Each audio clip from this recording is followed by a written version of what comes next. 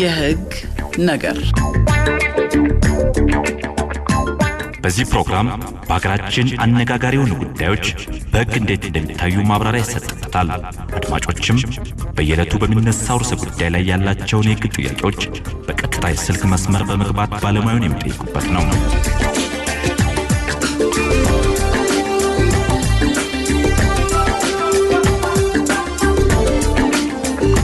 የህግ ነገር የህግ ነገር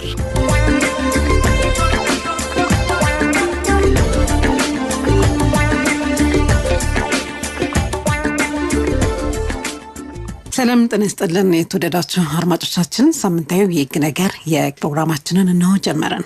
ጣቢያው የኢትዮጵያ ሬዲዮ ነው። በዛሬው ዝግጅታችን የወንጀል ክስና ቅጣት ይርጋ ላይ ትኩረት አድርገናል። ይርጋ ምንድነው የሚለውን ነገር፣ ወንጀል ክስ ይርጋ ምንድነው፣ የወንጀል ቅጣት ይርጋስ የሚለውን ነገር እናነሳለን። በወንጀል ጉዳይ በይርጋ እንዲታገድ ማንሳት የሚችለው አካል ማን ነው የሚለውንም እንዲሁ በቤታችን የምንዳስሰው ጉዳይ ነው። በግላ ቤትቷ የሚቀርቡ የወንጀል ክስ የይርጋ ጊዜ እናነሳለን። በይርጋ ደግሞ የማይታገዱ ጉዳዮችስ አሉ ወይ የሚለውን ነገር እንዲሁ እንዳስሳለን። የይርጋ ዘመን የሚታገድበት ሁኔታስ የሚለው እነዚህና ተያያዥ ጉዳዮችን ከወንጀል ክስና ቅጣት ሁለቱንም ጉዳይ ነው በነገራችን ላይ የምንዳስሰው። የወንጀል ክስን ይርጋ እንዲሁም ደግሞ የወንጀል ቅጣትን ይርጋን በተመለከተ ሁለቱንም እንዳስሳለን። በዚሁ ላይ ማብራሪያ የሚሰጡን እንግዳችንም እዚህ ስቱዲዮአችን ተገኝተዋል። እንግዲህ በቅድሚያ በጣም አመሰግናለሁ። ቴኖክ ተፈራ ቴክኒኩን ይቆጣጠራል። ነስራደም ፕሮግራሙን በማስፈጸም ማለት ተገኘዊቱን መራለው። እስከ ዝግጅታችን ፍጻሜ ከኛ ጋር እንድትሆኑ በአክብሮት ጋብዘናል።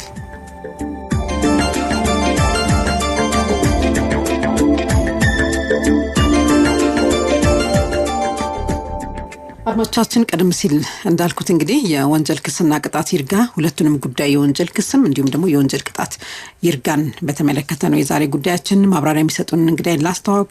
አቶ ተመስገን አዲሱ ይባላሉ። አቶ ተመስገን በፍትህ ሚኒስቴር አቃቢ ህግ ናቸው። አቶ ተመስገን ስለመጡልን እጅግ በጣም እናመሰግናለን። እኔም አመሰግናለሁ። እንዴት አደራችሁ ብያለሁ አድማጮች። ጥሩ። ይህ ፕሮግራም ከፍትህ ሚኒስቴር ጋር በመተባበር ነው የምናቀርብላችሁ። የፍትህ ሚኒስቴርን በጣም እናመሰግናለን። መልእክቱን አድምጠን ተመልሰን ስንገናኝ በቀጥታ ወደ ውይይታችን የምንገባ ይሆናል። ጥሩ ቆይታ። ጥቅምት 15 1900 ከተቋቋሙት የሚኒስቴር መስሪያ ቤቶች አንዱ የሆነውና የፍርድ ሚኒስቴር በሚል መጠሪያ የተመሰረተው የአሁኑ የኢፌዴሪ ፍትህ ሚኒስቴር ቀደም ሲል የፌዴራል ጠቅላይ አቃቤ ህግ ተቋምን ለማቋቋም በወጣው አዋጅ ቁጥር 943/2008 እንዲሁም የፌዴራል መንግስት አስፈጻሚ አካላትን ስልጣንና ተግባር ለመወሰን በወጣው አዋጅ ቁጥር 1263/2014 መሰረት የመንግስት ህግና ፍትህ አገልግሎትና የጠቅላይ አቃቤ ህግ ዘርፎች በስሩ እንዲደራጁ ተደርጎ በርካታ ስልጣንና ተግባራት ተሰጥቶት እየሰራ ይገኛል። 5 ተጠሪ ተቋማትን ማለትም የፌዴራል ማረሚያ ቤት ኮሚሽን፣ የፌዴራል የፍትህና የህግ ኢንስቲትዩት፣ የፌዴራል ሰነዶች ማረጋገጫ ምዝገባ አገልግሎት፣ የፌዴራል ሲቪል ማህበረሰብ ድርጅቶች ባለስልጣንና የኢፌዴሪ ታክስ ይግባኝ ኮሚሽን በፍትህ ሚኒስቴር ስር እንዲደራጁ በማድረግ ለህብረተሰቡ ውጤታማና የተቀላጠፈ አገልግሎት በመስጠት የባለጉዳዮች ጊዜና ጉልበት መቆጠብ ተችሏል። ለተቋሙ ከተሰጡ ስልጣንና ተግባራት መካከል በህግ ጉዳዮች የፌዴራል መንግስት ዋና አማካሪና ተወካይ ሆኖ መስራት፣ የፌዴራል ህጎች ተፈጻሚነትን መከታተል፣ በወንጀልና ፍትሐብሔር ጉዳዮች ዓለም አቀፍ ግንኙነትና ትብብር ማድረግ፣ በተጨማሪም በተሻሻለው የቤተሰብ ህግ፣ በመገናኛ ብዙሃን፣ በንግድ ውድድርና ሸማቾች እንዲሁም በሌሎች አዋጆችና ህግ ጉዳዮች የተመለከተ ለሚኒስቴር መስሪያ ቤቱ ስልጣንና ተግባራት የተሰጡ የህግ ማዕቀፎች ናቸው። ፍትህ ሚኒስቴር ይህን የህግ ነገር የተሰኘውን ፕሮግራም በአጋርነት ሲያቀርብላችሁ ደስታ ይሰማዋል። የፍትህ ሚኒስቴርን በድጋሚ በጣም እናመሰግናለን። አሁን በቀጥታ ወደ ቤታችን ነው የምንገባው። አቶ ተመስገን እንግዲህ ጉዳያችን ሁለት ነው። የወንጀል ክስ አለ፣ የወንጀል ቅጣት አለ። ዋናው ጉዳይ ይርጋ ነው በሁለቱም የምናየውና ወደዛ ከመሄዳችን በፊት ግን ስለ ወንጀል ስለሆነ የምናወራው አንድ ድርጊት ወንጀል ነው የሚባለው መቼ ነው? ድርጊቱ ስለተፈጸመ ብቻ ወንጀል ነው ማለት እንችላለን ወይ የሚለውን ነገር እስኪ ነው። እሺ፣ አመሰግናለሁ አደይ። እንግዲህ አንድ ድርጊት መቼ ነው ወንጀል ነው የሚባለው የሚለውን ነገር ለማንሳት ያው እንደሚታወቀው እንግዲህ ወንጀል በማህበረሰብ አጠቃላይ የህይወት እንቅስቃሴ ውስጥ ያለ የነበረ ምናልባትም ለወደፊትም ሊኖር የሚችል ነገር ነውና የማህበረሰብ የእንቅስቃሴ አካል ነው። በየዘመናቱ የተለያዩ አረዳዶች የነበሩት የማህበረሰብ እንዳልኩሽ አንድ የእንቅስቃሴ ውጤት ነው ራሱን የቻለ መገለጫም ጭምር ነውና አሁን ባለንባት በዘመናዊ የኢትዮጵያ የህግ ስርዓት ውስጥ ወንጀል እንዴት ነው የምንረዳው? መሰረታዊ በሆኑ ህጎቻችን የተሰጠው ትርጓሜ ምንድነው የሚለውን እንደው እሱን ለማንሳት ያክል ግን እንግዲህ አሁን በስራ ላይ ያለው የ1996 የፌዴሪ ወንጀል ህግ ነውና በዚሁ ህጋችን በተለይ በአንቀጽ 23 ላይ ግልጽ ያለ ወንጀልን ሊያቋቁሙ የሚችሉ የትኞቹ ዝርዝር ተግባራቶች ናቸው የሚሉትን በግልጽ ተቀምጦ እንመለከታለን ማለት ነው። ስለዚህ እንዳነሳሁት በዚሁ ድንጋጌ መሰረት እንግዲህ አንድ ድርጊት ወንጀል ነው ለመባል በቅድሚያ ዝርዝር ድርጊቱን የሚከለክል የህግ አግባብ መኖር መቻል አለበት። በህግ የተቀመጠ ይሄ ተግባር በወንጀልነት የተከለከለ ነው የሚል በግልጽ የተቀመጠ ክልከላ መኖር አለበት። አንደኛው እሱ ነው። ነገር ግን ክልከላ ብቻ በቂ አይሆንም። ክልከላውስ ተላልፎ በተገኙ ሰዎች ላይ ምን እርምጃ ይወሰዳል የሚለውንም ቅጣቱንም ጨምሮ ማስቀመጥ መቻል አለበት። ስለዚህ እነዚህን ጉዳዮች በጣምራ ያሟላ አንድ የህግ ጥሰት ነው ማለት ነው ወንጀል የምንለው ማለት ነው። ስለዚህ አጠቃላይ አድርግ ሊሆን ይችላል፣ አታድርግ ሊሆን ይችላል። በህግ እንዲያደርጉ ግዴታ የተጣለባቸው አካላት አሉ፣ ህጋዊ ግዴታን አለመወጣት ማለት ነው። በሌላ በኩል ደግሞ በህግ እነዚህ ተግባራት ተለይተው ግለሰቦች ከነዚህ ተግባራት እንዲርቁ እንዳይፈጽሟቸው በግልጽ ክልከላ የተቀመጠባቸው ተግባራት አሉና እነዚህን ተግባራት ደግሞ ክልከላውን ተላልፎ ፈጽሞ መገኘት እንግዲህ ወንጀል ነው እንለዋለን ማለት ነው። ይሄ ብቻ አይደለም። እንደዚሁም ቀደም ባነሳው ድንጋጌ ስር ወረድ ብሎ የሚያቋቁሙት 3 መሰረታዊ ነገሮች ተሟልተው መገኘት አለባቸው ብሎ በግልጽ ያስቀምጣል። እነዚህም ህጋዊ፣ አእምሮአዊና እንደዚሁም ደግሞ ቁሳዊ ነገሮች ተሟልተው መገኘት መቻል አለባቸው። ድርጊቱ መፈጸም መቻል አለበት። ድርጊቱ የተፈጸመው በማወቅ ወይ ደግሞ በቸልተኝነት መሆን መቻል አለበት። ከፍ ብዬ እንዳነሳው ደግሞ የተፈጸመው ድርጊት በህግ በግልጽ ክልከላ የተቀመጠበት ድርጊት መሆን መቻል አለበት። ከዚህ ቀደም ያው እንደምናውቀው የተጻፉ የህግ ስርዓቶች ወይ ደግሞ የወንጀል ህግ እንደዚህ ባለው ሁኔታ ተጠቃሎ ከመምጣቱ በፊት በየአካባቢያችን አሁንም ድረስ በየአካባቢያችን ብንሄድ ሰዎች ወንጀል ነው ይሄ የተከለከለ ነው በእኛ ማህበረሰብ እንደዚህ አይነት ድርጊት ተቀባይነት የለውም ብለው የሚያወግዙት ድርጊት አለ። ከሞራል፣ ከባህል፣ ከእምነት፣ ከተለያየ ከአኗኗር ዘዬ አንፃር ሰዎች የሚያወግዙት ድርጊት አለ። እሱ ወንጀል አይደለም ነው ባጭሩ።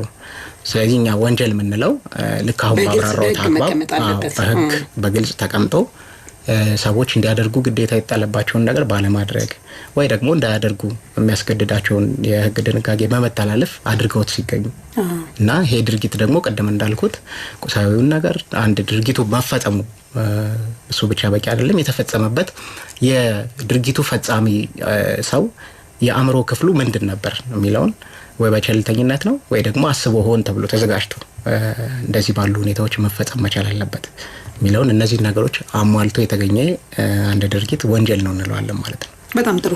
ሌላኛው አሁን ክስ ሲመሰረት በግል አቤቱታ የሚቀርባለ በአቃቤ ህግ የሚቀርባለ ወንጀል ሲባል ያው ብዙ ጊዜ ሰው ቀጥታ ሄዶ ለፖሊስ ያመለክታል፣ አቃቤ ጉዳይ ነው ይዛል፣ ከዛ ፍርድ ቤት ክስ ይመሰረት እንደዚህ ስቴፕ ይሄዳልና በአቃቤ ህግ ነው ብዙ ጊዜ ክስ የሚመሰረተው። ነገር ግን በግልም ደግሞ የሚመሰረትባቸው ሁኔታዎች አሉ። እነሱ ሁለቱን ልዩነቶች እንድናያቸው ብዬ ነው። በግል አቤቱታ የሚቀርቡ እንዲሁም ደግሞ በአቃቤ ህግ የሚቀርቡ ምንድናቸው? ዋናው ግንዛቤ። በጣም ጥሩ። እንግዲህ አሁን ይሄንን ለመረዳት መጀመሪያ አሁን ያለንበትን መንግስታዊ መዋቅርም በውል መረዳት ያስፈልጋል። ያለነው በፌደራል የመንግስታዊ አወቃቀር ስርዓት ውስጥ ነው። በፌደራል ስርዓት ውስጥ ደግሞ ክልሎችና የፌደራል መንግስቱ ተብሎ በህገ መንግስቱ ዝርዝር ስልጣን ተከፋፍለው እሱን እያስኬዱ ያሉበት ሁኔታ አለ። ስለዚህ ከነዚህ በተለይ ደግሞ አሁን በፌደራሉ የህገ መንግስት ለምሳሌ አንቀጽ 51 52ን እንደዚህ የተመለከተች እንደሆነ የክልልና የፌደራል መንግስት ዝርዝር ስልጣን የቱ ነው የሚለውን በግልጽ ያስቀምጥልናል ማለት ነው። ስለዚህ በእነዚህ ድንጋጌዎች ውስጥ በግልጽ እንደምናገኘው የወንጀል ጉዳይ ከጀምሩ ህግ ማውጣት የወንጀል ፍትህን የማስተዳደር የፌደራል መንግስቱ እንደሆነ በግልጽ ተቀምጦ ይገኛል። ስለዚህ በዚህ ድንጋጌ መሰረት የፌደራል መንግስቱ በምክር ቤቱ ማለት ነው አሁን በስራ ላይ ያለውን የወንጀል ህግ አውጥቷል። ማውጣቷል ብቻ ሳይሆን አጠቃላይ የወንጀል ፍትሁን የመምራት ተቋማትን የመመስረት ሰዎችን የመመደብ የምርመራ የክስ እና ሌሎች ከፍት ጋር የተያዙ ስራዎችን የመስራት ሙሉ ስልጣን ያለው በህገ መንግስቱም እንዳልኩት አሁን ህገ መንግስቱን ተከትሎ ወጥቶ በስራ ላይ ባለው የፌደራል የወንጀል ህግ መሰረትም የፌደራል መንግስት ነው ማለት ነው። በአጠቃላይ መንግስት ነው እንግዲህ በየትኛውም አይነት ሁኔታ የወንጀል ጉዳይን የማስተዳደር ከምርመራ ጀምሮ ክስ መስርቶ እስከ ማስቀጣትና የተላለፈውን የወንጀል ቅጣት እስከ ማስተዳደር ይሄን ሁሉ ስልጣን ያለው መንግስት ነው የሚለውን በመረ ደረጃ መረዳት ያስፈልጋል። ነገር ግን በልዩ ሁኔታዎች ደግሞ እንደ ወንጀሉ ባህሪ ሊያደርስ እንደሚችለው የጉዳት መጠን በተለያየ ምክንያቶች በመመዘኛዎች ተመዝነው ዝርዝር የሆኑ በተለይ ደግሞ ጉዳታቸው ከተጎጂው ሊያልፉ የማይችሉ ወንጀል በባህሪው የመንግስት የሆነበት አንደኛው ትልቁ እንግዲህ አመክንዮ የወንጀል ድርጊቶች ውጤታቸው ማህበረሰባዊ ቁስል ጠባሳ መጣለው ነው። ስለዚህ አንዳንድ ዝርዝር ጉዳዮች ግን ያየሽ እንደሆነ ጉዳታቸው ከተጎጂው ላያልፉ የሚችሉ ስቲል ጉዳት አድርሰዋል ግን ከተጎጂው ሊያልፉ የሚችሉ አይደሉም እነዛ ጉዳቶችና እንደዚህ በሆነ ጊዜ ከማህበረሰባችን ሴታም ከባህላችን ቅድም እንዳነሳሁት ከእምነትም ከተለያዩ እንደው አንግሎች ታይቶ እንደው እነዚህ ጉዳዮች አቤት ባይስካል መጣ ድረስ ጥፋት ተብለው በመንግስት ቀጥታ ጣልቃ ባይገባባቸው ይሻላል የሚል የፖሊሲ ውሳኔ ታይዞ በዛ መሰረት የተወሰኑት ወንጀሎች አንቺም እንዳልሽው አቤቱታ ሲቀርብ ብቻ ምርመራ ይነሳል። አቤቱታ ሲቀርብ ብቻ የወንጀል ክስ ይዘጋጅና በቀጥታ ወደ መደበኛው የወንጀል ፍትህ ስርዓት ይገባሉ ማለት ነው። ራሳቸው በሚያመጡት አቤቱታ ወይም ጥቆማ መነሻነት ማለት ነው። እንደዚህ አይነት ወንጀሎች በጣም በርካታ አሉ። ለምሳሌ ብዙ ጊዜ ከቤተሰባዊ ጋር የተያዙ አሁን ቀለል ያሉ ጉዳይ ለምሳሌ ሰደበኝ አንጓጠጠብኝ እንደው እንዲዛቻ ምናምን እንትን አለ በትዳር ላይ ወሰለተብኝ አይነት ነገር ሊመጣ ይችላል። አውስለትና እንግዲህ መንግስት በእንደዚህ አይነት ጉዳዮች ጣልቃ የሚገባ ከሆነ እንደውም ወንጀሉን ለማጣራት በሚሄድበት ሂደት ውስጥ ሌላ ተጨማሪ ጉዳት ሊያመጣ ይችላል። ቤተሰብ ነው ያለው እዚህ ጋር ተቋም ነው ቤተሰብና እሱን ከመጠበቅ አንፃር ውስልትና ወንጀል ነው በጋችን ኦፍ ኮርስ ግን ቢሆንም በትዳሪ ላይ ውስልትና ፈጸመብኝ የሚለው የትዳር አካል ራሱ አጋሩ መጥቶ አቤቱታ ያቅርብ እንጂ እኔ ጣልቃ አልገባም የሚል የመንግስት ፖሊሲያዊ አቋም አለ። ስለዚህ እንደዚህ በመሳሰሉ ጉዳዮች ላይ ተጎጂዎች ራሳቸው በቀጥታ ጉዳያቸውን ይዘው እንዲመጡና አቤቱታ እንዲያቀርቡ የወንጀል ሂደቱን እንደውም በወንጀል ስነ ስርዓት ህጋችንም ይፈቅዳል። አቃቤ ህግ በእንደዚህ ጉዳዮች ላይ ይሾማቸዋል። ራሳችሁ ችላችሁ ተከራከሩ ብሎ ማለት ነው። በዚህ አግባብ የክስ ሂደቱንም እነሱ ሊመሩ ይችላሉ ማለት ነው። ስለዚህ እንደዚህ አይነት መሰል ጉዳዮች በግል አቤቱታ አቅራቢነት የሚነሱ የወንጀል ክስ ሂደቶች ናቸው ማለት ነው። በጣም ጥሩ። ሌላ እንግዲህ ዋናው ጉዳያችን ይርጋ ነው። የይርጋ ጉዳይ አለ፣ በፍትሐ ብሔር ጉዳይ ላይ የይርጋ ጉዳይ አለ፣ በወንጀል ጉዳይ ላይ የይርጋ ጉዳይ አለና ርዕሰ ጉዳያችን እኛ ከወንጀል ጋር የተያያዘ ነውና እንደው በአጠቃላይ ግን ይርጋ ምንድነው ዓላማው የሚለው ነገር እስኪ እናንሳው። በጣም ጥሩ። እንግዲህ ይርጋ ዓላማው ሚዛን መጠበቅ ነው። እንግዲህ ይርጋ ምንድነው ላልሽው ይርጋ እንግዲህ አንድ በህግ የተቀመጠ ዝርዝር የአቤቱታ ማቅረቢያን ጊዜን ቀሪ የሚያደርግ የህግ ገደብ ነው። ባጭሩ እንደዚህ ልንረዳው እንችላለን። ስለዚህ አቤቱታ አቅራቢው ቀደም እንዳነሳሁት መንግስትም ይሁን ግለሰብ በተቀመጠለት የህግ ጊዜ ውስጥ የሚገባውን ያክል ትጋት ጥረት አድርጎ ወንጀሉን መርምሮ አጣርቶ ተገቢ የሆነ የወንጀል ክስ አቤቱታ አቅርቦ በሚገባው የተቀመጠለት የጊዜ ገደብ ውስጥ እስካላስቀጣ ድረስ በወንጀል እንግዲህ ሂደት ውስጥ እንደመታወቂው ጥፋተኞች ብቻ አይደሉም የሚቀጡት። እንግዲህ ተጠርጣሪዎችም ባሉ በዛ ውስጥ ስለዚህ ተጠርጣሪው ጥፋተኛ አይደለም ወንጀለኛ አይደለም ማለት ነው ባጭሩ። ስለዚህ ሰዎች አንድ ወንጀል ድርጊት ውስጥ ተሳትፈዋል በሚል ሂሳብ ብቻ እድሜ ዘመናቸውን ሲሳቀቁ እንዲኖሩ መፈቀድ የለበትም። ይሄ መሰረታዊ ከሆነው ከሰባዎች እንግዲህ በመርህ ደረጃ ለምሳሌ በወንጀል የሚተላለፉ ቅጣቶች ትልቁን የግለሰብ ነጻነት የምንለው መብት የሚያግዱ ምንድነው ቅጣቶች ናቸው። ግለሰቦች በተፈጥሯቸው ነጻ ናቸው ተብለው በህገ መንግስቱም በተለያዩ የሰብአዊ መብት ድንጋጌዎችም የተቀመጠውን ይህን ትልቁን መብት ምንድነው ቀሪ የምናደርግበት ወይ ለተወሰነ ጊዜ እሱን መብት የምናገድበት አሰራር ነው የወንጀል ድርጊት እንግዲህ ፈጽመው የተገኙ ሰዎች ላይ የሚፈጸም ማለት ነው። ስለዚህ ይሄን ነገር ሚዛን መጠበቅ ያስፈልጋል። ባላንስ መደረግ መቻል አለበት። በአንድ በኩል ወንጀል አድርጎ የሆኑ የማህበረሰብ ክፍሎች ላይ ጉዳት አድርሷል፣ እሱ ተገቢ ቅጣት ሊያገኝ ይገባል። በሌላ በኩል ግን በወንጀል የተከሰሱ ሰዎች የተጠረጠሩ ጨምሮ እድሜ ዘመናቸውን መቼ ሊከሰስ ይችል ይሆን መቼ ሊቀጣ ይችል ይሆን በሚል ሲባዝኑ ሲቃዡ ምንድነው እሱ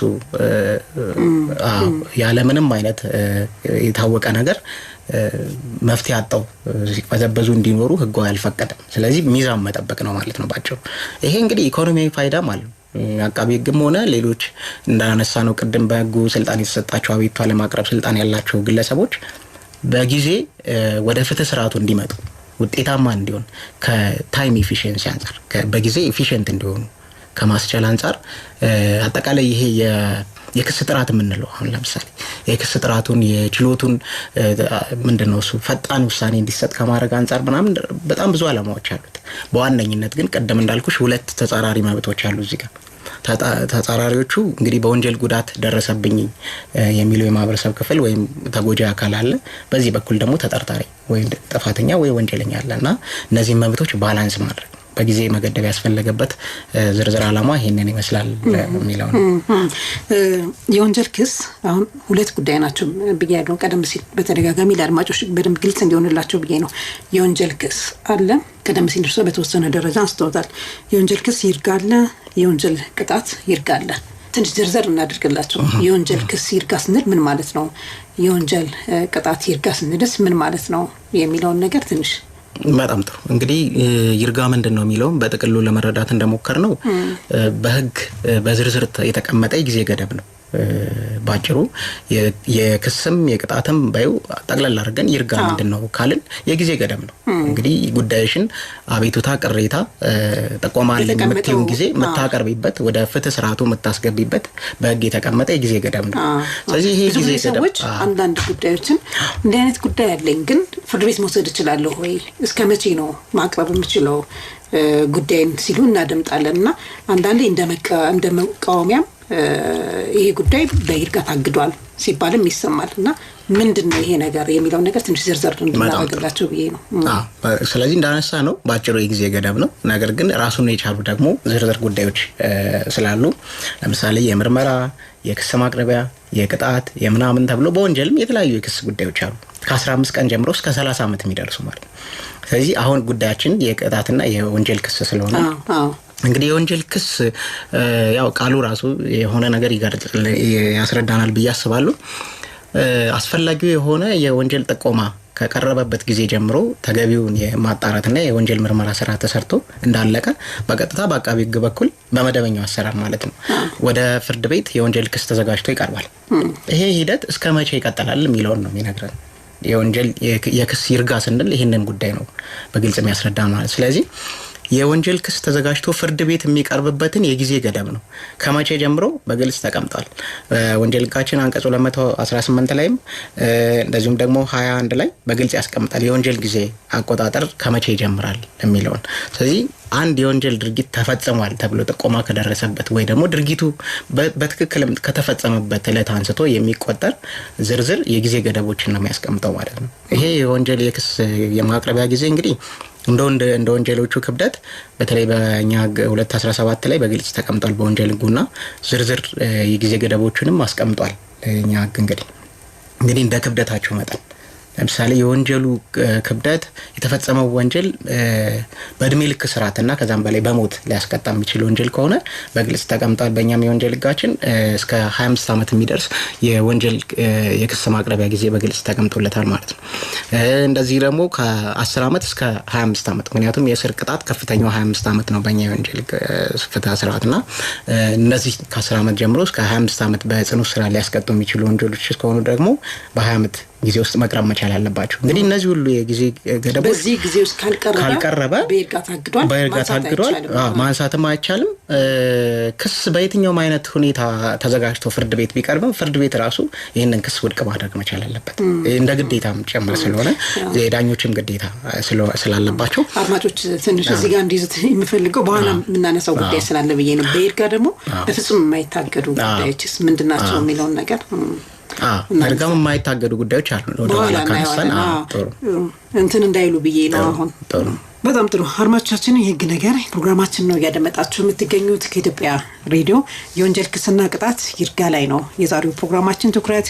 በዚሁ ላይ ማብራሪያ እየሰጡን የሚገኙት እንግዳችን አቶ ተመስገን አዲሱ ናቸው። አቶ ተመስገን በፍትህ ሚኒስቴር አቃቢ ህግ ናቸው። አድማጭ መስመር ላይ ነን። ሄሎ እንታወቅና ወደ ሀሳቡ እንግባ። ዮሐንስ ተወለጋ። እሺ ዮሐንስ፣ እኔ ጥያቄን ለማጠየቅ የፈለኩት የወንጀል ክስ ይርጋ ስንል ምን ማለታችን ነው? ግልጽ አልሆነልኝም። እሺ ሌላው የምጠይቀው ምንድነው የወንጀል ክስ ይርጋ ስንል ለየት ያለ ጉዳት የሚያደርሰው ችግር አለ ወይ ለማለት ፈልጌ ነው። እሺ እናመሰግናለን። ተጨማሪ ጥያቄ የለዎትም? የለኝም። ባለሙያውን አመሰግናለሁ። እሺ እናመሰግናለን በጣም። ሌላ አድማጭ አለን። ሄሎ ጤና ይስጥልኝ። ጤና ይስጥልን።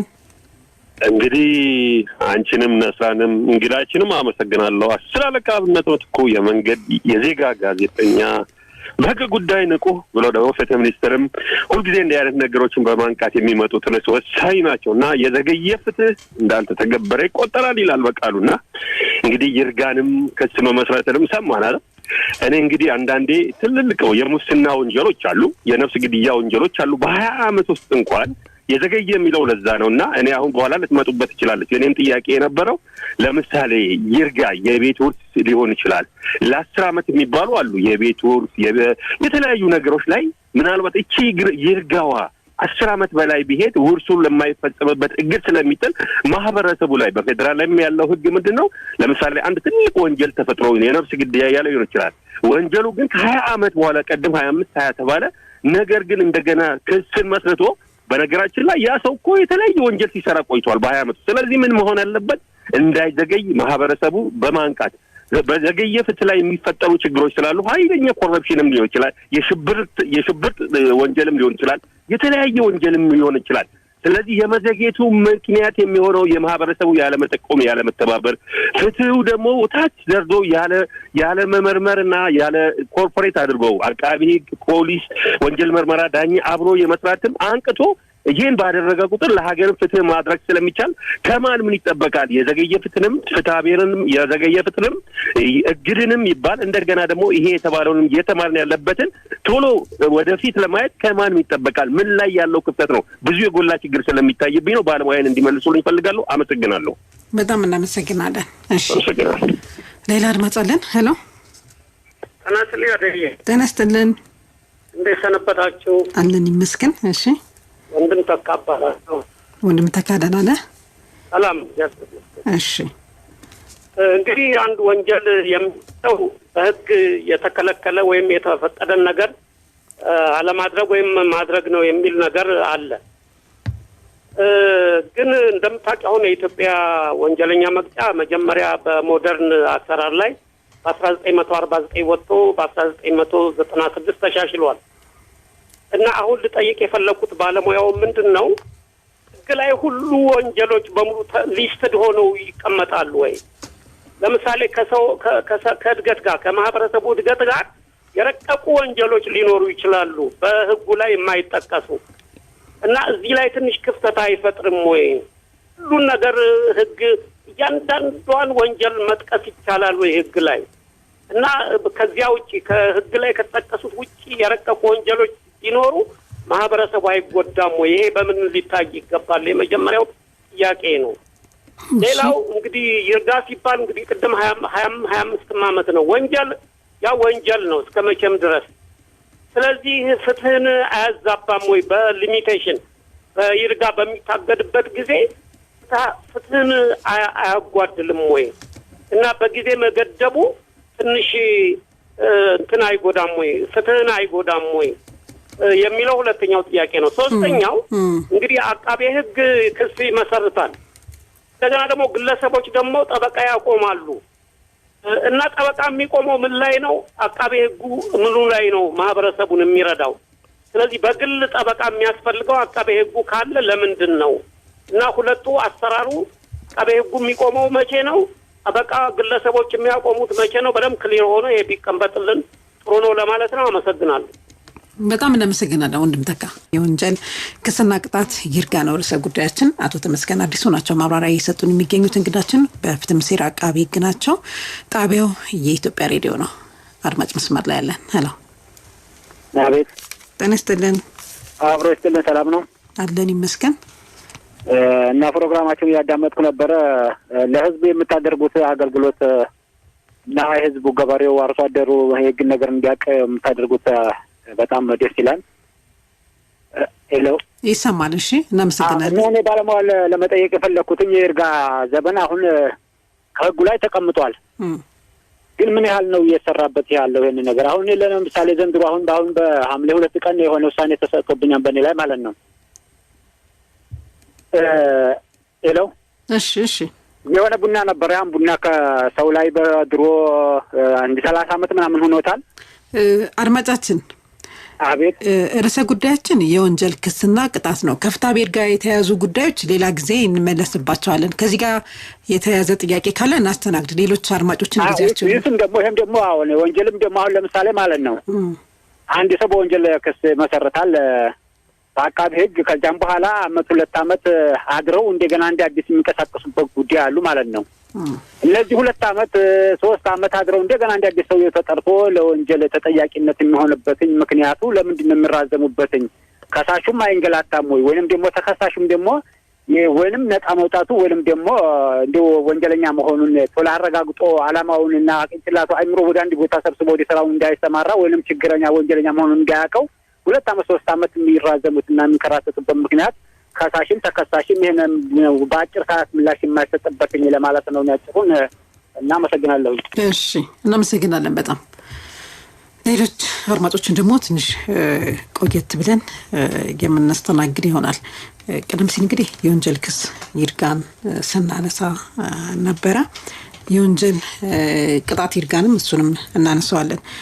ነገር ግን ወደ ዚህኛው ከመሄዳችን በፊት ቀደም ሲል ያነሱት ነበረ እስከ እድሜ ልክ የሚያስቀጡ ወንጀሎች የወንጀል አይነቶችን እያነሱ ነበርና እነሱ ነገሮች አድማጮች ትንሽ ግልጽ እንዲሆንላቸው ብዬ ነው ትንሽ ዝርዝር አድርገን ብናነሳቸው። በጣም ጥሩ። እንግዲህ ያነሳው ነበር የወንጀል ዝርዝር የወንጀል ጊዜያቶቹ ምንን ነው መነሻ የሚያደርጉት አድማጮችም ሲያነሱ ነበር። በዋነኝነት የወንጀሉን ክብደት ነው። ወንጀሉ በማህበረሰብ ላይ ሊያደርስ የሚችለውን ጉዳት ጨካኝነቱን ያለውን አረመኔነት ሁኔታ ከግምት ገብቶ ዝርዝር ቅጣቶች ይቀመጣሉ። በወንጀሉ ክብደት ትይዩ የተቀመጡት ዝርዝር ቅጣቶች የጊዜ ገደብ ተቀምጦላቸዋል። በዚህን ያክል ዓመት በዚህን ያክል እስከ እድሜ ልክ አለፍ ሲልም ያው ኢትዮጵያ እስካሁንም ያው ብዙም ባይተገበርም የሞት ቅጣትን በህጉ አካታ ያለች ሀገር ናትና እስከ ሞትም ሊያደርሱ የሚችሉ የወንጀል ቅጣቶች በእኛ አሁን ባለው በስራ ላይ ባለው የወንጀል ህጋችን ላይ ተካቶ ይገኛል። ስለዚህ የወንጀል ጊዜያቶች ምንድነው የክስ ይርጋ መነሻ የሚያደርገው ይሄንን በትክክል የተቀመጠውን የወንጀል ቅጣት የእድሜ ዘመን ነው ማለት ነው። ስለዚህ ቅጣት ለምሳሌ ከእድሜ ልክ እስከ ሞት ቅጣት ሊያስቀጡ የሚችሉ ቀደም ብዬም እንዳነሳሁት እስከ 25 ዓመት በሚደርስ የጊዜ ገደብ ውስጥ ተጠቃሎ ክስ መቅረብ መቻል አለበት። ይሄ ከመቼ ጀምሮ ነው? ወንጀሉ ወደ ኋላ እንመጣበታለን። የሚያቋርጡ ጉዳዮች ሊኖሩ ይችላሉ፣ በመሀልም ሊታገዱም ይችላሉ ምናምን አንድ አድማጭም እንዲሳነሱ ነበርና እንደሱ ባሉ ጉዳዮች ላይ የራሱ ሌላ አሰራር አለው። ግን በመርህ ደረጃ ግን ወንጀሉ ከተፈጸመበት እለት አንስቶ በ25 ዓመት ውስጥ መቅረብ መቻል አለበት። ምን አይነት ወንጀሎች ናቸው እነዚህ? እስከ እድሜ ልክና በሞት ሊያስቀጡ የሚችሉ ከባባድ ወንጀሎች መሆን አለባቸው። ከዛ ውጭ ደግሞ ከ10 ዓመት እስከ 25 ዓመት በሚደርስ የእስር ቅጣት ውስጥ ሊያስቀጡ የሚችሉ የጽኑ እስራት ሊያስቀጡ የሚችሉ ወንጀሎች ከሆኑ የተፈጸሙት እነዚህ ደግሞ በ20 ዓመት ውስጥ መቅረብ መቻል አለባቸው። እንደዚሁም ደግሞ ከ5 ዓመት እስከ 10 ዓመት ብሎ ደግሞ ያስቀምጣል። ከ5 ዓመት እስከ 10 ዓመት ሊያስቀጣ የሚችል ወንጀል ከተፈጸመ በ15 ዓመት እንደዚህ መቅረብ መቻል አለበት። ከ5 ዓመት በታች ደግሞ እስከ 1 ዓመት መቅረብ ያለባቸው ጉዳዮች ካሉ ልክ እንደዚህ ያለ በ5 ዓመት መቅረብ መቻል አለበት። ስለዚህ እንደዚህ ያለ ይሄዳል። ሌሎች ደግሞ አሉ ለምሳሌ ክብደትና ቅለት እንደ ወንጀሉ ከባባድ ወንጀሎች ጊዜያቸው ረዘም ይላል ጊዜያቸው። ምክንያቱም ያደረሱትም ጉዳት ከግምት ውስጥ ገብተው ሰፋ ያለ የክስ ማቅረቢያ ጊዜ ምክንያቱም አብዛኞቹ አይተሽ ከሆነ በእድሜ ልክና ምንድነው እሱ በሞትም ሊፈረድባቸው የሚችሉ ወንጀል አድራጊዎች በጣም ከፍተኛ የሆነ የወንጀል አድራጊነት ባህሪ ያላቸው በአንዳንድ ሁኔታ ውስጥ የተደራጁ ቶሎ ሊደርሽባቸው ማይችያቸው በብዙ መልኩ አቅም ያላቸው መረጃ ላይ ጠፉ የሚችሉ ከሀገር ሊወጡ የሚችሉ እንዲህ ብቻ ራሱን የቻለ የወንጀል ስርዓቱ ላይ አደጋ ካደረሱት የወንጀል ጉዳት በተጨማሪ የወንጀል ስርዓቱ ላይ ራሱ ፈተና የሚፈጥሩ ወንጀለኞች በሚሆኑበት ጊዜ እንደዚህ ሰፋ ያለ ጊዜ ይሰጣልና እንዲህ ያለ ደንብ መተላለፎች ሁሉ አሉ። ለምሳሌ እስከ 3 አመት ሁሉ የሚያስቀምጣቸው ዝም ብለው ከ1 አመት በታች በ2 ወር በ3 ወር እንደዚህ በተግሳጽም የጥንቃቄ እርምጃዎችም አሉ። ለምሳሌ እዚህ ቦታ አትሂድ አትድረስ እንደዚህ አይነት እንትናን አታገኝ በዚህ ቦታ ማለፍ የለብም ከሀገር እንዳትወጣ ምናምን አይነት ትዕዛዞች የጥንቃቄ እርምጃዎች ወናላቸው ሌሎችም አሉና እነዚህን አይነት የቅጣት አማራጮች ላይ ደግሞ እስከ 1 አመት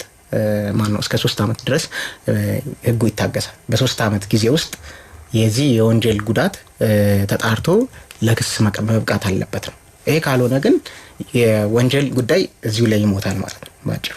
ስለዚህ ወንጀሉ ምንድነው በሌላ አማርኛ እንዳልተፈጸመ ይቆጠራል ማለት ነው። በዚህ የተቀመጠ ዝርዝር የህግ ጊዜ ውስጥ ክስ ካልቀረበ ወንጀል አልተፈጸመም የሚለውን ውጤት ይኖረዋል የሚለውን እሱን ለማንሳት ነው። በጣም ጥሩ። ሌላው አሁን ጉዳዩ በወንጀል ጉዳይ ላይ በይርጋ እንዲታገድ ማንሳት የሚችለው አካል ማን ነው? ተከሳሽ ነው? አቃቢ ህግ ነው? ፍርድ ቤቱ ነው? ማን ነው ማንሳት የሚችለው? እንደ ፍትሐብሔር ነው ወይ የሚለው? እዚህ ጋር አሁን አድማጮችም ሲያነሱ ስለነበር እንደው ቢረዱት ብዬ ላንሳው። በጣም መሰረታዊ ከሆኑት የወንጀልና የፍትሐብሔር ህጎቻችን መሰረታዊ ልዩነቶች ውስጥ አንደኛው ይሄ የይርጋን የሚመለከቱ ጉዳዮች ነው። እንግዲህ መቃወሚያ እንለዋለን እኛ። በመቃወሚያነት ሊነሱ የሚችሉ ጉዳዮችን በዋነኝነት ያው ስልጣን የተሰጠው እንዳልኩሽ የወንጀል ክስን ምርመራን አጠቃላይ የክስ ሂደትንና የወንጀል ፍትህ ስርዓትን የመምራት የፌደራል መንግስቱ የሚያቋቁመው ራሱን የቻለ የጠቅላይ አቃቢ ህግ አሁን በፍትህ ሚኒስቴር ስር ማለት ነው። ስለዚህ ራሱን የቻለ የአቃቢ ህግ መስሪያ ቤት አለ። ይሄንን እንዲያነሳ ይጣበቃል። ከጅምሩ እንደዚህ ጊዜያቸው ያለፈባቸው ወንጀሎች ለክስነት መብቃት የለባቸው። ይሄንንም አቃቢ ህጉም ስልጣን ተሰጥቷል። በስነ ስርዓት ህጋችንም ለክስ በቂ ምክንያት የለኝም ብሎ መዝገቡን ሊዘጋው ይችላል። ከጅምሩ በፖሊስ የደረሰውን የምርመራ ሪፖርት ተቀብለው ማለት ነው።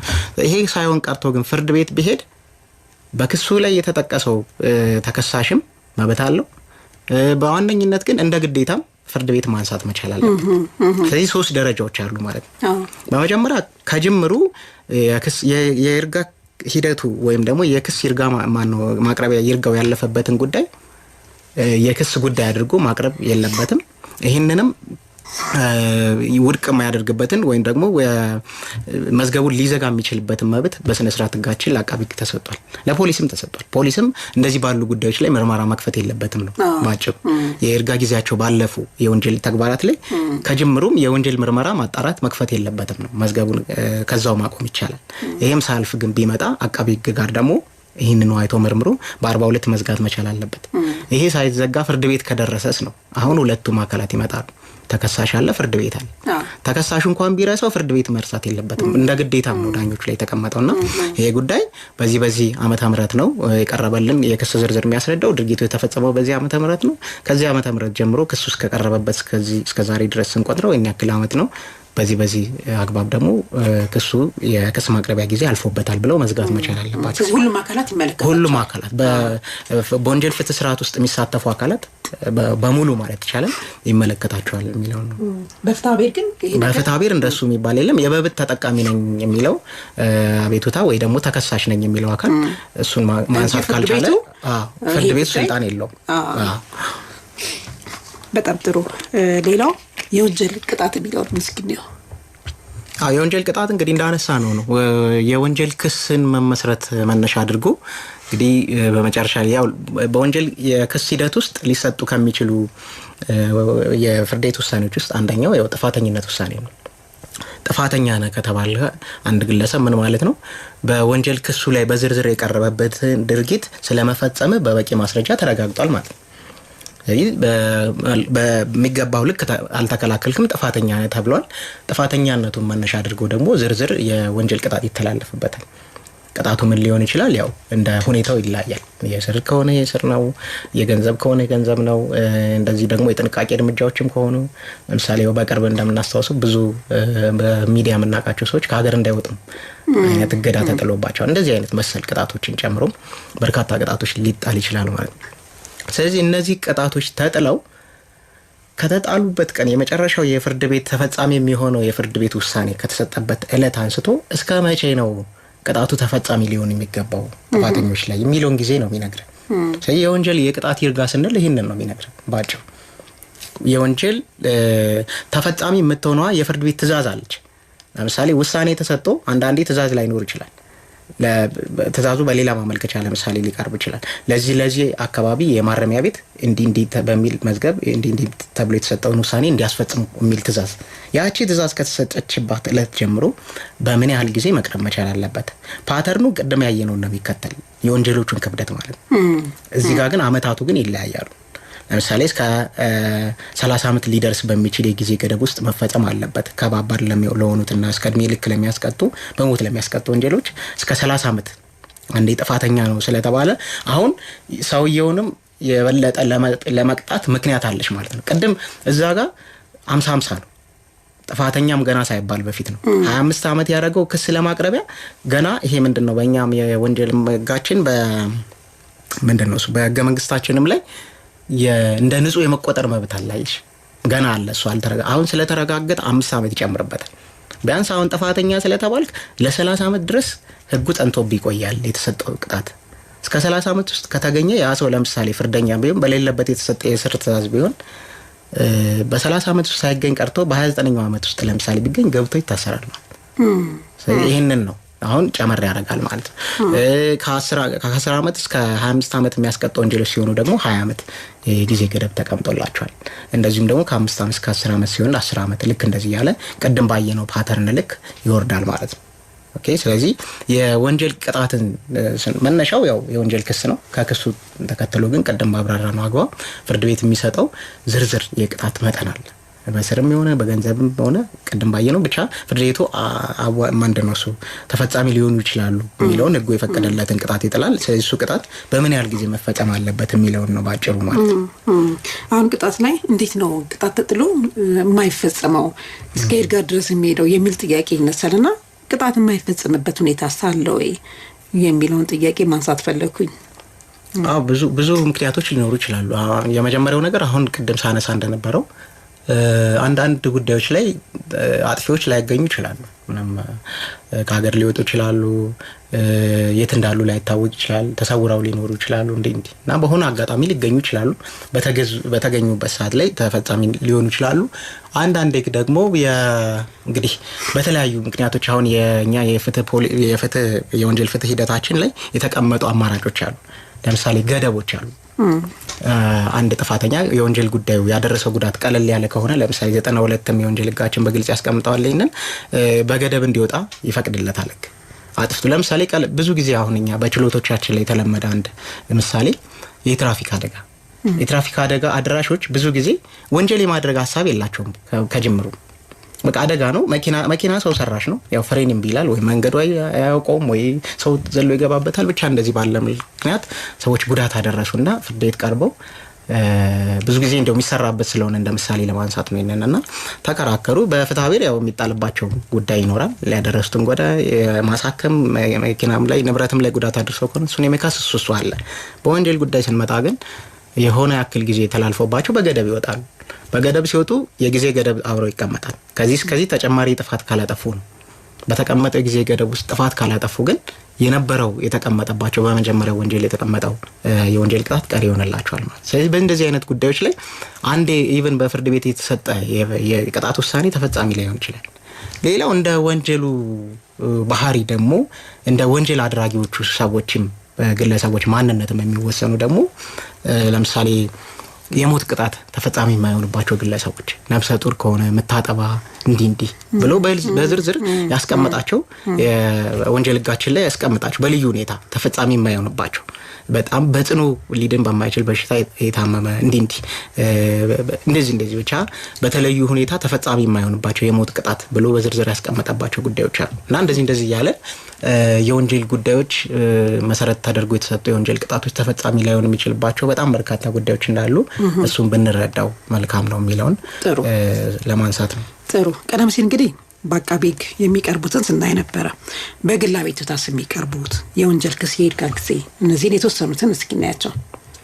በጣም ጥሩ እንግዲህ እስካሁን ያነሳናቸው እነዚህ ከባባድ የሚባሉ በመሰረታዊነት ሙሉ በሙሉ የአቃቤ ሕግ ስልጣን የሆኑ የወንጀል ጉዳዮች ናቸው። ክስ የማመስረት የመምራት ክሱን መጨረሻ የማስቀጣትና የተላለፈውን ቅጣት የማስፈጸም ሙሉ ስልጣኑ የአቃቤ ሕግ ነው ማለት ነው። ግን ቀደም ያነሳናቸው ጉዳዮች አሉ። በልዩ ሁኔታ የማህበረሰብን የቤተሰብን የግለሰቦችን ነጻነትና በተለያየ መንገድ እንደው አንዳንድ ጥቅሞችን ለመጠበቅ ሲባል ለግለሰቦች መብት ስለተሰጠ እዚህ ላይ መነሻ አድርጎ የተቀመጠው የክስ ማቅረቢያ ጊዜ 2 አመት ነው። በእኛም የወንጀል ሕጋችን አንቀጽ 218 ላይ ይሄንን በግልጽ ያስቀምጣል። ነገር ግን እዚህ ጋር መረዳት የሚገባን ነገር ይሄ በግል አቤቱታ የሚቀርቡ ወንጀሎች በሁለት ነው የሚከፍላቸው እኛ ሕግ። መደበኛው አለ፣ ልዩ በግል አቤቱታ የሚቀርቡ ወንጀሎች ደግሞ አሉ። ለምሳሌ ቀደም እንዳነሳውልሽ አብዛኞቹን ለመዘርዘር ሞክሬያለሁ። ዛቻ ለምሳሌ አሁን ዛቻ የሆነ ሰው እንዲላሉ አለቅም ገላለሁ ምናምን እያለ አንድ ፖሊስ አልፎያጅ እየሰማ ቢሄድ ዝም ማለት የለበትም። ነገር ግን ወንጀሉ ቀላል ነው፣ በአቤቱታም ሊቀርብ የሚችል ወንጀል በሁለቱም ማለት ነው። ይሄ መደበኛው ነው። እንደዚህ ባሉ ጉዳዮች ላይ የሚቀርቡ የግል አቤቱታዎች በመደበኛው የአቤቱታ የሚቀርቡ ናቸው። 2 አመት ነው ተፈጻሚ የሚሆንባቸው። አንዳንድ ጉዳዮች ግን በቃ ሙሉ በሙሉ የቤተሰብና የግለሰብ ነጻነትን የሚጋፉ ጉዳዮች የሆኑና ለምሳሌ ቀደም እንዳነሳሁት አመንዝራነት ይህንን ወንጀል የፈጸመን ሰው ሲፈጽም እንኳን ግለሰብ በዚህ ማን ነው ስልጣን የተሰጠው ሕግ አስከባሪ ፖሊስ እንደማለት ሳሊ ብናነሳ እሱም ማንሳትና በራሱ ጉዳይ ምንድነው የወንጀል ምርመራ ለማክፈት ምክንያት አይሆነውም። ይሄ የግድ ከግለሰቡ ማምጣት መቻል አለበት ማለት ነው። ስለዚህ እንደዚህ ባሉ ጉዳዮች ላይ የተቀመጠው የ3 ወር ጊዜ ነው ማለት ነው። ኦኬ። ስለዚህ መደበኛው 2 አመት ነው። ነገር ግን በልዩ ሁኔታ ደግሞ በአቤት ባዮች የሚቀርቡ በግል አቤቱታ አቅራቢነት የሚነሱ የወንጀል ክሶች አሉ። እነዚህ የተቀመጠላቸው እንዳልኩት በጣም በልዩ ሁኔታ የሚታዩ ግለሰቦች ራሳቸው መጥተው ወደ ፍትህ ስርዓቱ አቤቱታ አቅርበው ራሳቸው ካላመጡት በቀር ጉዳዩን የመንግስት የህግ አስፈጻሚም የፍትህ አካልም ጣልቃ የማይገባባቸው ጉዳዮች ናቸው። እነዚህ ስትሪክትሊ የቤተሰብ ጉዳይን የሚጠብቁ ናቸውና በእነዚህ ጉዳዮች ላይ ደግሞ 3 ወር ነው የተቀመጠው ጊዜ ማለት ነው። ስለዚህ በእነዚህ 3 ወር ውስጥ ተጠቃሎ የክስ አቤቱታ ካልመጣ ጉዳዩን እንደተው ተቆጥሮ ቀደም እንዳነሳሁት ወንጀል አልተፈጸመም የሚል ድምዳሜ ላይ እንደርሳለን ማለት ነው። ስለዚህ ይሄ ነው ውጤቱ። ስለዚህ በግል አቤቱታ ላይ የሚቀርቡት ጉዳዮችን ስንመለከት ባጭሩ እንደው በመደበኛው የአቃቤ ሕግ ከሚመሩት ክሶች አነስ ያለ ከ2 አመት መነሻ አድርገና እስከ 3 ወር የሚደርሱ ጊዜያቶችን ያስቀምጠው። እንግዲህ ጥሩ አድማጮቻችን የሕግ ነገር የቀጥታዊት ፕሮግራማችን እያደመጣችሁ ትገኛላችሁ። ይህም ፕሮግራም ከፍትህ ሚኒስቴር ጋር በመተባበር ነው የምናቀርብላችሁ። የፍትህ ሚኒስቴር መልእክት አድምጠን እንመለሳለን። ጥቅምት 15 1900 ከተቋቋሙት የሚኒስቴር መስሪያ ቤቶች አንዱ የሆነውና የፍርድ ሚኒስቴር በሚል መጠሪያ የተመሰረተው የአሁኑ የኢፌዴሪ ፍትህ ሚኒስቴር ከኢትዮጵያ ሬዲዮ ጋር በመተባበር የሚያዘጋጀው የሕግ ነገር የቀጥታ ውይይት ፕሮግራም አድማጮች ላይ ምን ያህል ተጽዕኖ ፈጥሯል፣ አድማጮችስ ምን ጥቅምስ አገኙ የሚል መሰል አስተያየታቸውን በተቋሙ ድረገጽና ስልክ እንዲያቀርቡ ይጋብዛል። በመሆኑም በፌስቡክ ገጽ FDRE ሚኒስትር ኦፍ ጀስቲስ የኢፌዴሪ ፍትህ ሚኒስቴር፣ ቴሌግራም FDRE ሚኒስትር ኦፍ ጀስቲስ እንዲሁም በስልክ ቁጥር 0919049081 0913157835 አስተያየታቸውን ማቅረብ እንደሚችሉ ይገልጻል። የኢፌዴሪ ፍትህ ሚኒስቴር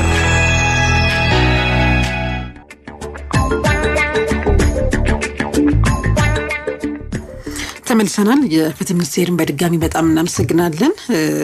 አሁን ደግሞ ቀደም ሲል እንግዲህ በግል አቤቱታ የሚቀርቡ እንዲሁም ደግሞ በአቃቤ ሕግ የሚቀርቡ የወንጀል አይነቶች የይርጋ ጊዜያቸውን ስናይ ነበር። ዋናው ጉዳይ እሱ ስለሆነ ይርጋ ስንል የጊዜ ገደብ ነው። የጊዜ ገደቡ ደግሞ ምን አይነት ወንጀሎች ላይ ምን አይነት ጊዜ ነው የሚወስደው ወይም ደግሞ በምን ያህል ጊዜ ይታገዳሉ፣ ከዛ በኋላ ማንሳት ጥያቄውን ስለማይቻል ማለት ነው። እሱ ነበር ስናነሳ የነበረው። በይርጋ ደግሞ በፍጹም የማይታገዱ ጉዳዮች የሚለውን ነገር እናንሳው።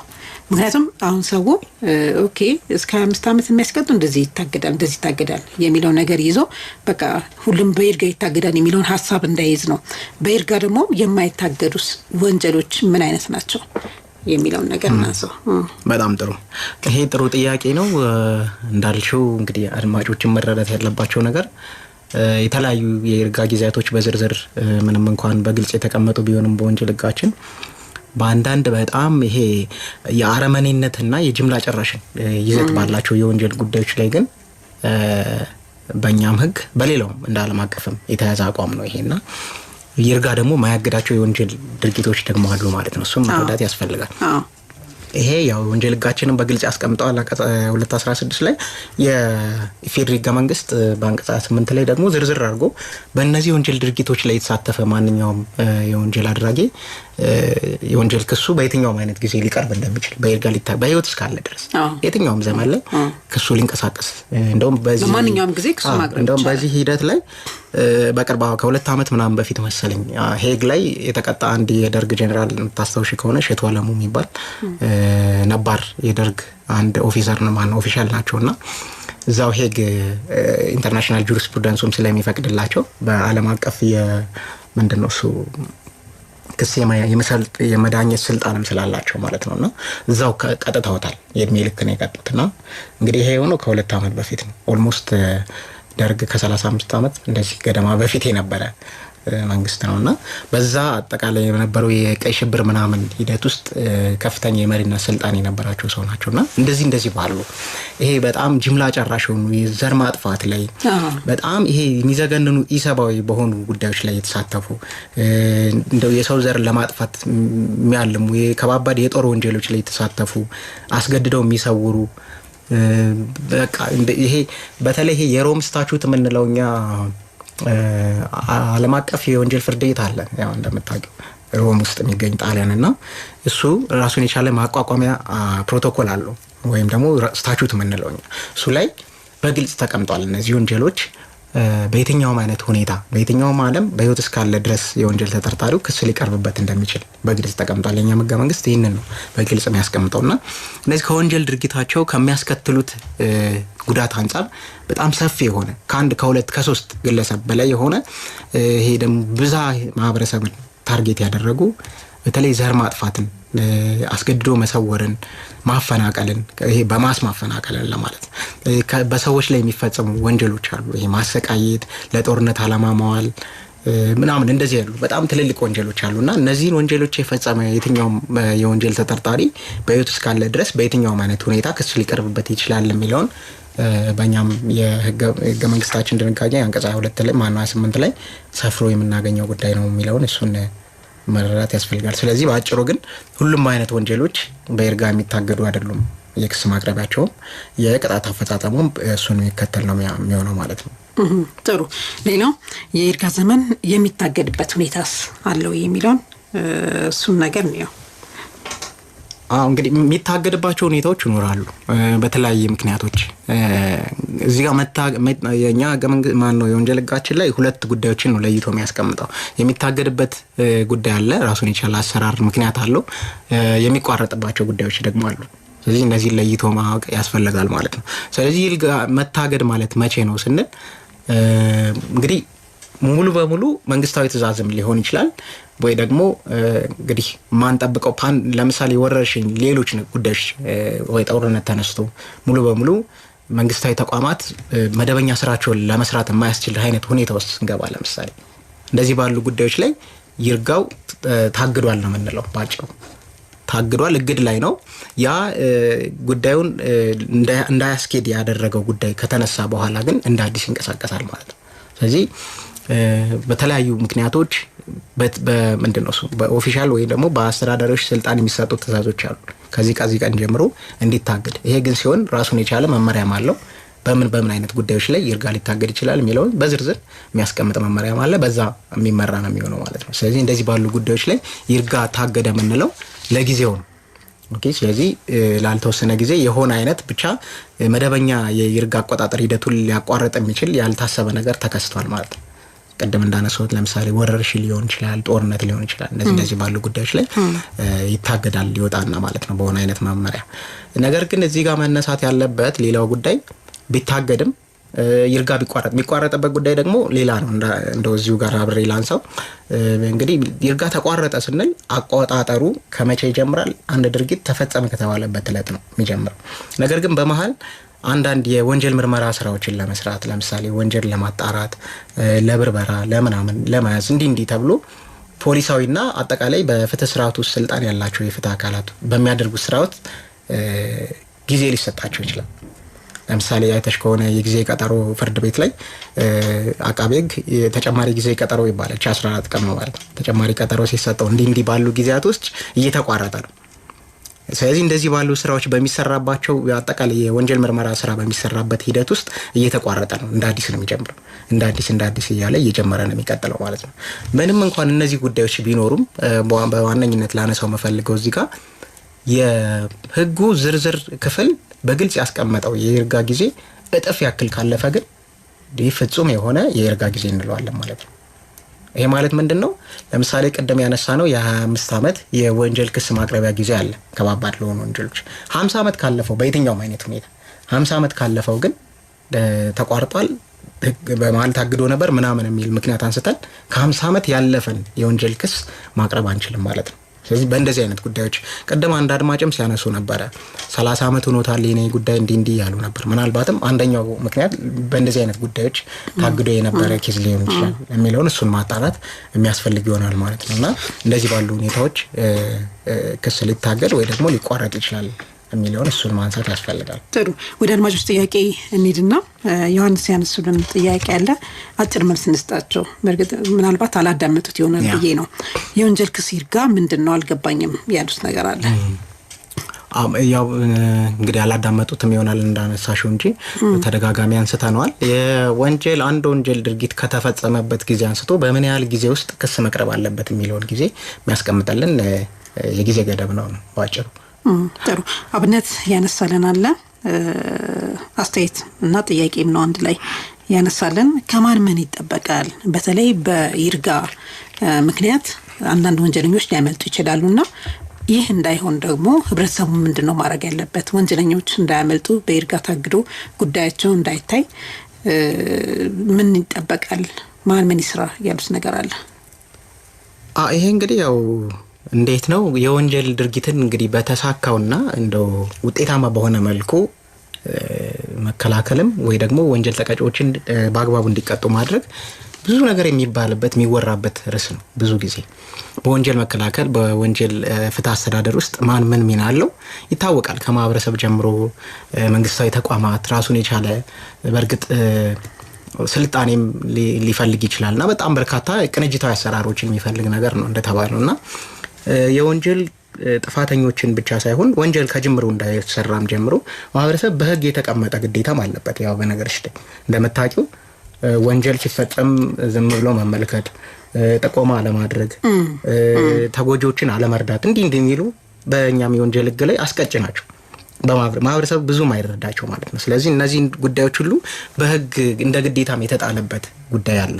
እንግዲህ ከመደበኛው ይሄ መንግስት ራሱን ችሎ ተቋማትን ምንድነው እሱ ገንብቶ አቋቁሞ ሰዎችን አደራጅቶ መድቦ አሰልጥኖ ከሚመራው የፍትህ ስርዓት ውስጥ ካሉት የፍትህ ተዋናዮች በተጨማሪ እንደ ማህበረሰብ ደግሞ ይሄ ሁሉ ኃላፊነትም ግዴታም አለብን ማለት ነው። ስለዚህ በዚህ ጉዳይ ላይ ማን ምን ኃላፊነት አለበት የሚለው ግልጽ ነው። እንግዲህ አሁን ዘመኑም ጥሩ ነው። የፎቶና የቪዲዮ ዘመን ነው። የሆነች ነገር ላይ ኃላፊነት የሚሰማን ከሆነ የሆነን ጥፋተኛ ወይ በፎቶ ሊሆን ይችላል በቪዲዮ በሆነ አይነት ሪከርድ ተደርጎ ምናምን አለ ራሱን የቻለ ለምሳሌ ያው እንዳላሰፋ እንጂ የፌደራል ፖሊስ ያመጣው በተግባሪያ አለ እንደሱ ነፃ ስልክ መስመሮች አሉ ምናምን በቂ የመገናኛ እንትኑ ሰፊ ነው። ያው እንደምታውቁና እንደዚህ ባሉ መንገዶች ኮሙኒኬት በማድረግ ብዙ ጥፋተኞችን ከወንጀል ቅጣት እንዳያመልጡ ማድረግ ይቻላል። አጠቃላይ ደግሞ የወንጀል ፍትህ አስተዳደሩ ውጤታማ እንዲሆን ማገዝ ይቻላል የሚለውን ማንሳት ፈልጋለሁ። ከዛ ግን አስር አለቃ ያው እንዳስተያየት ይሁን እንደ ጥያቄ የሚያነሱት ከወርስ ጋር ምናምን ያው እሱ ራሱ የቻለ ሌላ ይታበድ ነገር ስለሚሆን ነው። እሱን በዛ ብናየው ሌላ ወንድም ተካ ያነሳን ጥያቄ አለ። ሁሉም ወንጀሎች ተዘርዝረው ተቀምጠዋል ወይ ህግ ላይ ያሉት ነገር ይሄ እንዴት ነው እንግዲህ የወንጀል ባህሪ መጀመሪያ መረዳት ያስፈልጋልና በነገሮች ላይ በጣም ጥሩ ጥያቄ ነው ያነሳውና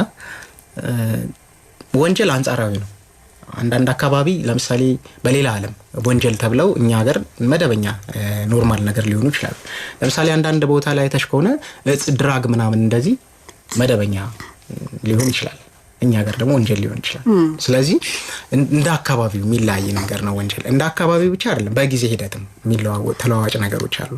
ለምሳሌ 1949 የወንጀል ህጋችን ከተሻሻለበት አንደኛው ምክንያት እኮ ይሄ ዘመናዊውን ዓለም በተለይ ይሄ ከቴክኖሎጂ አድቫንስመንት ከዲጂታል ሂደቱ ጋር ምናምን የተገናኙ ወንጀሎችን በደንብ አይዳስስም። በጣም ትንሽ ኋላ ቀር ነው ማለት ማህበረሰብ ሲለወጥ ሲዘመን ሲያድግ አብሮ የሚዘምን ነገር ነው።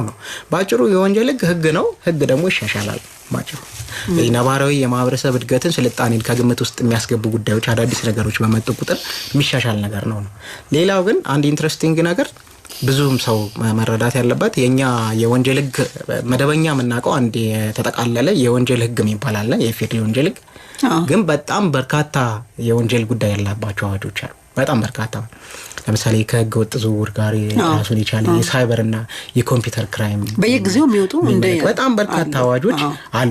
እኛ መደበኛ የወንጀል ህግ ብለን የምናነሳው ይሄንን የ1996ቱን የወንጀል ህጋችን ስለሆነ ተጠቃሎ ያለ ከሞላ ጎደል ብዙዎቹን የወንጀል ጉዳዮችን ያዘ ስለሆነ እንጂ በአዋጅ የሚወጡ በጣም በርካታ ሌሎች ወንጀሎች አሉ የሚለውን ይሄንን መረዳት ያስፈልጋልና ባጭሩ ግን አሁንም ቢሆን እኛ ሀገር ውስጥ ወንጀል መባል ያለባቸው ያልሆኑ በጣም በርካታ ዝርዝር ጉዳዮችን ማንሳት ይቻላል ማለት ነው። ስለዚህ ሂደቱ ሲፈቅድ ግን ሁኔታው ማህበረሰቡ ዘንድ ያመጣ ያለው ጉዳት ተጠንቶ ግን ለወደፊቱ ህግ የሚያስፈልግም ከሆነ ሊወጣ ይችላል ራሱን ችሎ።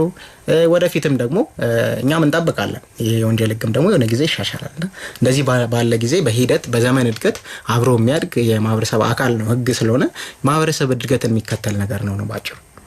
በጣም ጥሩ። ሌላው የወንድም ተካ ጥያቄ በይርጋ መታገዱ ግን ፍትህን አያዛባም ወይ? ለምንድን ነው ያስፈልገው? በቃ ወንጀል ነው።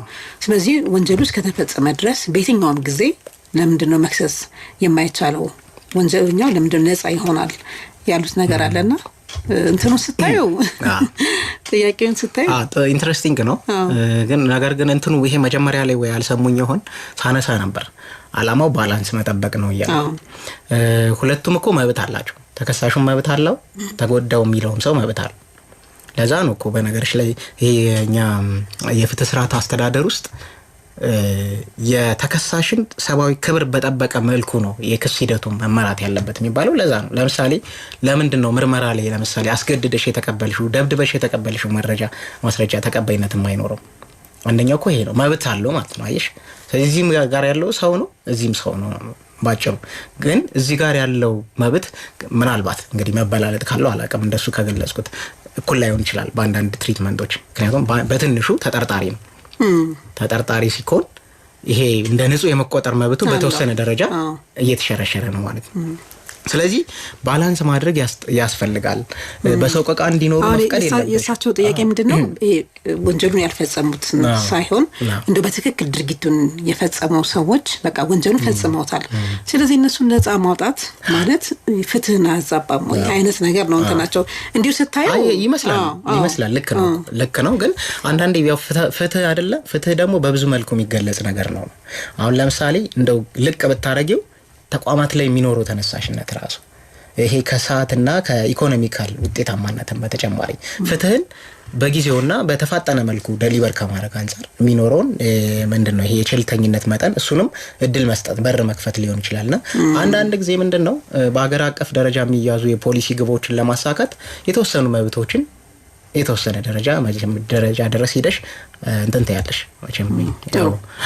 እሱ ነገር አስፈላጊ ስለሆነ ነው። ነገር ግን ጥያቄው ኢንትረስቲንግ ነው እንዳለው ጥፋት ያጠፋን ሰው በየትኛውም ሰዓትስ ቢሆን የሚለው ነገር በጣም ጥሩ። ሌላው አሁንም የሳቸው ጥያቄ ነው። አቃቤ ሕግ ምንድነው ሚናው? ይጠበቃው ምንድነው ያሉት ነገር አለ ግልጽ ቢሆን። ይሄ በጣም በመሰረታዊነት ማህበረሰቡ መረዳት ያለበት አድማጮችም ልብ ሊሉት የሚገባው እዚህ ጋር አንድ ትልቅ ነገር አለ። እንግዲህ ቀደም እንዳነሳሁት አሁን በስራ ላይ ያለው በእርግጥ ተሻሽሏል። ያው ግን 6 ወር ስላልሞላው እኛ ነባሩን የወንጀል ስነ ስርዓት ህግ ነው መንጠቅስ።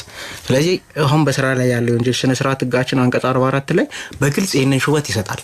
የግል አቤቱታ የሚያቀርቡ ሰዎች ከሆነ ችሎት ራሳቸው የሚቆሙ ጠበቃ የሚያቆሙ በዛ አግባብ መሄድ ይችላሉ ነው ባጭሩ። ቀደም በገለጽነው አግባብ ብዙ ነገር አወርተናል እዚህ ነጥብ ላይና ይሄ ካልሆነ ግን ነው ጠበቃም አያስፈልግም። መደበኛ የወንጀል ክስን የመምራት ስልጣንም ኃላፊነትም ያለው መንግስት ነው። የፌደራል መንግስቱ ደግሞ ይሄንን የሚመራ ተቋም በፍትህ ሚኒስቴር ደረጃ አቋቁሟል። አቃቤ ሕግ ነው ይሄንን የሚመራ ነው። ስለዚህ አቃቤ ሕግ ባለበት ጠበቃ ማቆም አይቻልም ነው ባጭሩ። አሰራሩም እንደዛ አይፈቅድ የለም። እኔ እንደው እንግዲህ ወይ በተለዩ ችሎቶች እንደዚህ አይነት አሰራሮች ካሉ አላውቅም። ነገር ግን ይሄንን የሚፈቅድ አሰራርም የለም። ችሎትም ቢሆን የወንጀል ጉዳይ የጠበቃ ማን ነው የአቃቤ ሕግ ጉዳይ ነው።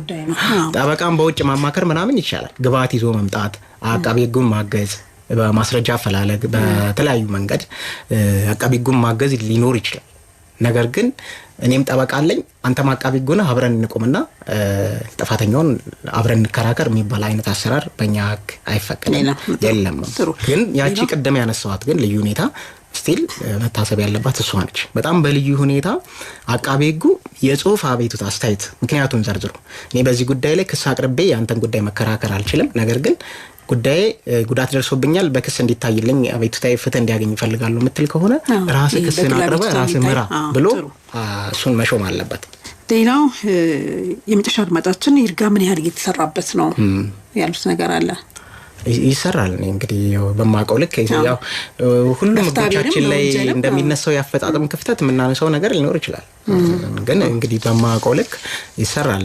ያው የሚያውቁት ደግሞ ሌላ ነገርም ካለ ምናልባት እሱን ያው ያካፍሉን ነበር እንጂ ይሰራል። እንግዲህ አድማጮቻችን የዛሬው ውይይታችን ከሰዓታችን አንፃር በዚሁ ነው የምናበቃው። በርካታ ጉዳዮችን አነሳን።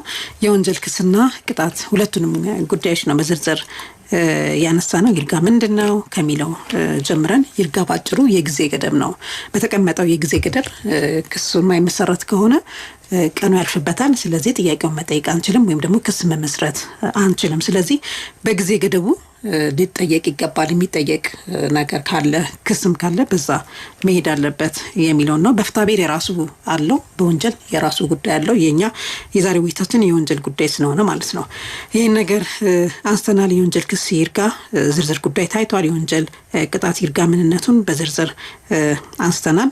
ጉዳዩ ደግሞ በይርጋ እንዲታገድ ማንሳት የሚችለው አካልስ ማን ነው? ከፍትሐብሔር ለየት የሚያደርገው ጉዳይ ይሄ ስለሆነ ማለት ነው አቃቤ ሕግ ማንሳት ይችላል። ፖሊስ ከጅምሩ እዛ ጋር ማንሳት ይችላል።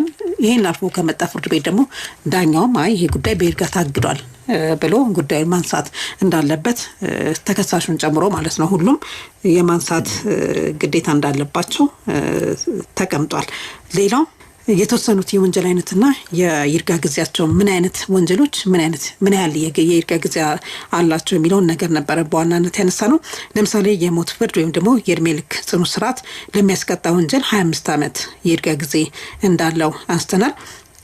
በዚህ ጊዜ ውስጥ ጥያቄው ካልተነሳ በይርጋ እንደሚታገድ ወይም ደግሞ ክስ መመስረት እንደማይቻል ይህን ነገር አስተናል። ከ10 ዓመት እስከ 25 ዓመት ለመድረስ የሚችሉ ጽኑ እስራት ለሚያስቀጣ ደግሞ 20 ዓመት የጊዜ ገደብ እንደተቀመጠለት፣ ከ5 ዓመት ለማይበልጥ ጽኑ እስራት ለሚያስቀጣ ወንጀል ደግሞ 10 ዓመት እንደሆነ፣ ከ1 ዓመት በላይ በቀላል እስራት ለሚያስቀጣ ወንጀል ደግሞ 5 ዓመት እንደዚህ ጉዳዮችን ያው ሁሉንም ለመዘርዘር ጊዜ ስለማይኖር ብዬ ነው ዋና ዋናዎቹን እነዚህን ነገሮች አንስተናል። በይርጋ ደግሞ በፍጹም የማይታገዱ ጉዳዮች አሉ። እንደዚህ ቢቀመጥም ለምሳሌ የሞት ፍርድ ወይም ደግሞ የእድሜ ልክ ጽኑ እስራት የሚያስቀጣ ወንጀል 25 ዓመት ተብሎ ተገልጿል።